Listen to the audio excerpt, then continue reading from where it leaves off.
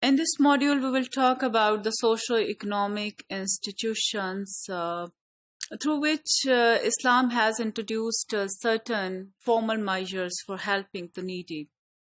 Some of the important institutions which should be developed in Muslim society are like Zakah. Zakah is one of the pillars of a fundamental pillars of Islam, which serves to provide economic justice in society. Zakah means purity and cleanliness. It is a portion which is set apart from wealth, which is given from one's wealth for needy and poor people. As per Islamic teachings, the wealth of that person is impure, who doesn't take out from Allah's given wealth, which is due to poor and needy, which should be given to help the needy and the poor. Allah says in the Holy Quran, "Indeed, those who believe and do righteous deeds and establish prayers and give zakah will have their rewards with the Lord, and there will be no fear concerning them, nor will they grieve." And Islam gives unanimous instructions to all the Muslims in the world. This is a universal message and instruction for all the Muslims throughout the world. For the Muslim Ummah, the Zakah is obligatory on Muslim Ummah. Of all the prophets of Islam, like when Allah is addressing the Prophet Ismail, it is said, and he used to enjoin on his people prayer and zakah, and was to his Lord pleasing. From the above Quranic verses, it becomes quite clear and specific that giving zakah is part of one's faith, and if a Muslim is craving to attain piety and righteousness, he or she needs to give zakah out of his or her wealth. Another one of the socio-economic institutions, Islamic socio-economic institution, is Baitul Mal. In Islam, Muslims are directed to give structure to a financial institution known as Baitul Mal, where Muslims keep zakat, donation, charity, and other wealth which they want to donate to help the poor. Baitul Mal, as it is clear from its title, Bait means the house and the Mal is the wealth. The house of wealth was first established by the second caliph of Islam, Umar bin Khattab. May Allah be pleased with him, with the aim to reach needy and poor people by distributing zakah. Another aim of establishment of this institution is to alleviate the problems of those people belonging to underprivileged and marginalized segments of the society. Another important socio-economic institution in Islam is a beautiful loan to Allah. To look after deprived people in terms of giving them money or providing them help of any nature is what Allah appreciates and strongly reiterates to do always.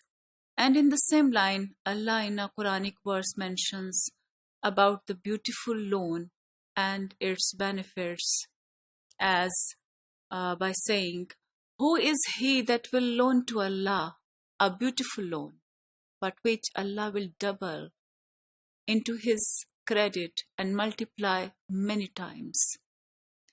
On the authority of Abu Huraira, may Allah be pleased with him, that the Prophet, peace be upon him, said, "Whoever removes a worldly grief from a believer, Allah will remove from him one of the griefs of the day of resurrection. And whoever alleviates the need of a needy person, Allah will alleviate his needs in this world and the hereafter." So Allah multiplies the rewards and encourages the believers of Islam, the believers of Almighty Allah, that their rewards will be doubled if they do efforts for the righteous deeds. Related by Muslim in these words, humanity is a family to Allah. So the most beloved of Allah is he who lives his family wholeheartedly and maintains good behavior with his fellow beings. About charity, we see that Prophet Muhammad, peace be upon him, has stated, and man's helping his brother is Sadaqa. Whosoever the help is extended by a Muslim for his brother, for another Muslim, is known as Sadaqa, is considered a Sadaqa, a charity. Even a drink of water he gives to his brother is Sadaqa. And removing something harmful from the road is Sadaqa. Furthermore, we see that Prophet Muhammad, peace be upon him, has said, you should be merciful to people on earth.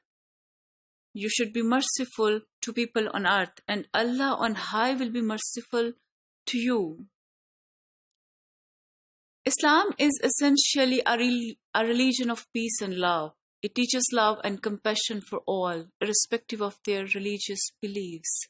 The spirit of love is not confined to the world of human beings, but is extended to the kingdom of animals as well. Man owes obligation to human beings as well as animals, and the obligation of a person to person is to identify the problems and to solve them.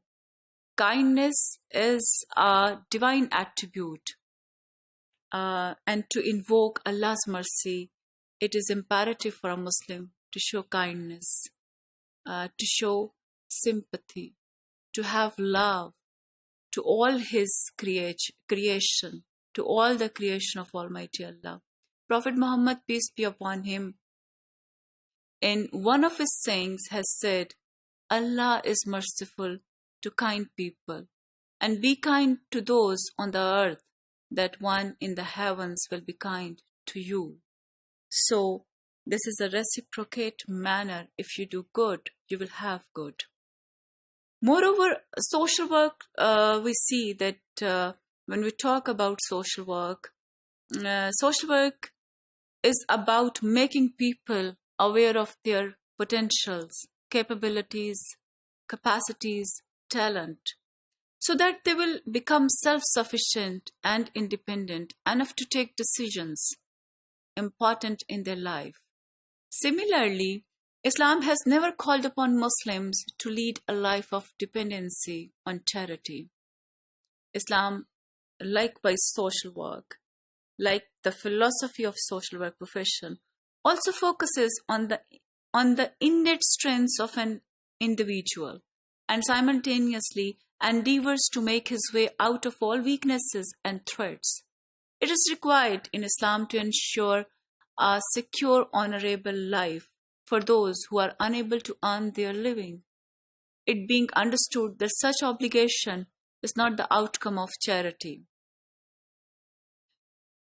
Islam proscribes, Islam prohibits discrimination on the basis of caste, creed, color, and gender, or position or status.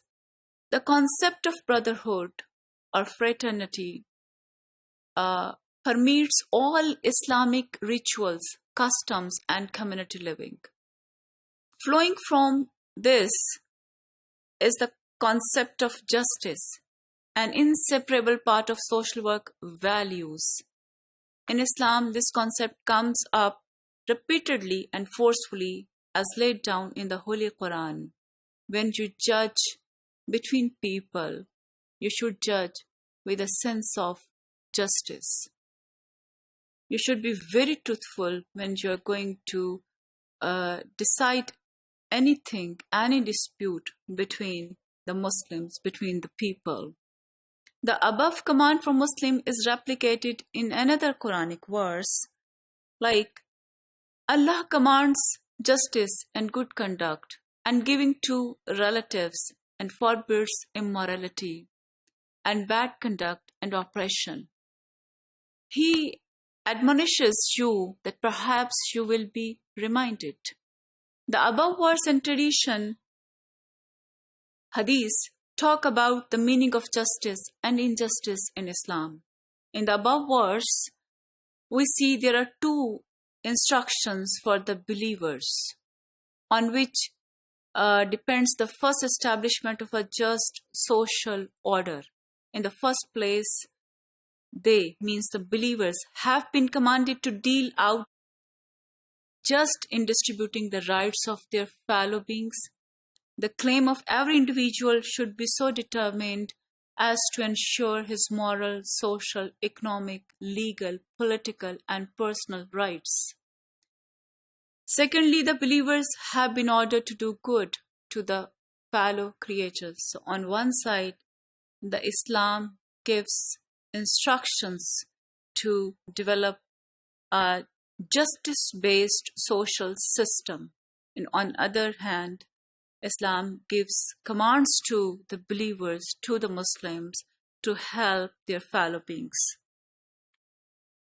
Being at the primary levels in the teaching of Islam, serving family, neighbors, travelers, unprivileged, and the weaker sections of the society, and giving Sadaqa and charity in the form of Zakah, donations, are the attributes which constitutes the highest level in Islam, or we would say the both qualities are what Islam strongly commands Muslims to do on regular basis. These are the orders for the Muslims to do on regular basis, and to adopt these good deeds in their daily living.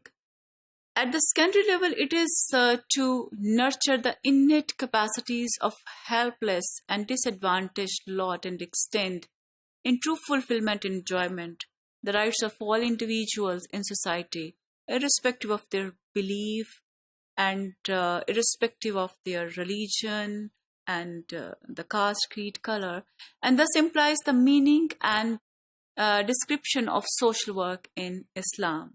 That is how we see the relationship of social work profession with the teachings of Islam.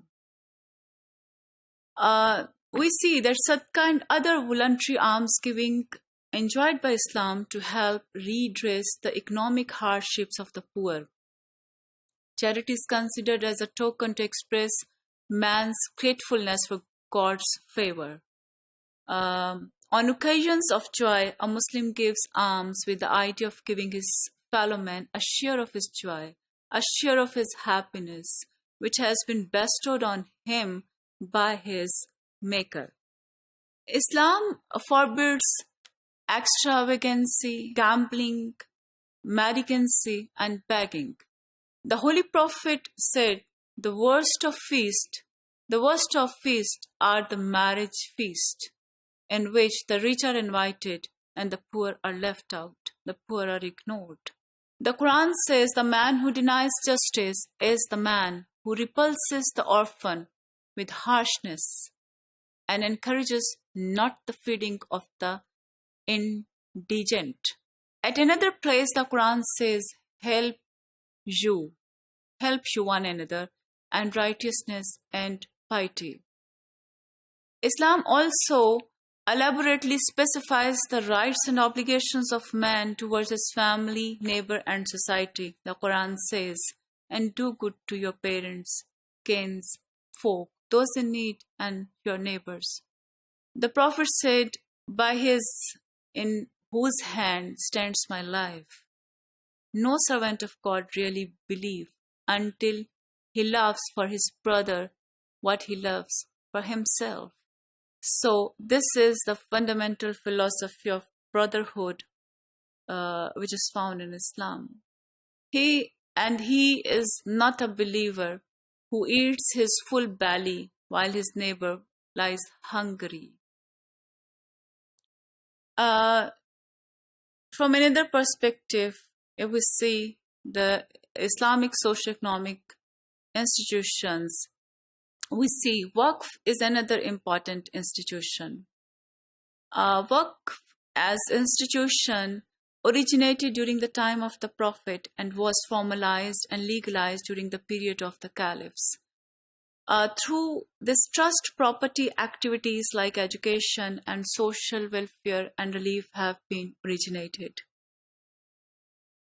There is, of course, a great gap between the ideal and practice of Islam in all countries. This is discernible from the behavior patterns of the Muslim, very obvious from the behavior patterns of the Muslim. The modern society is increasingly becoming materialistic. The religious values and injunctions have lost much of their force. The state therefore have to enact legislations for regulation, protection, and for providing a social framework of behavior and relationships, or if we see on formal basis, the proper system of social safety networks. The government of Pakistan has been directed by the Constitution to take adequate measures to enable the Muslim to order their life in accordance with the injunctions of Islam. There is nothing in social work values which is incompatible with Islamic principles. Both Islam and social work emphasize individualism, human treatment of the distressed, of the weaker sections of the society, and collective efforts to solve individual and community problems. Since in modern days, life has become complex due to the busy schedules of life and due to be more engaged in the economic activities, it is difficult to coordinate individual private religious practices or even to revise effectively earlier Islamic institutions. So social work methods would be increasingly used to implement social services in Pakistan.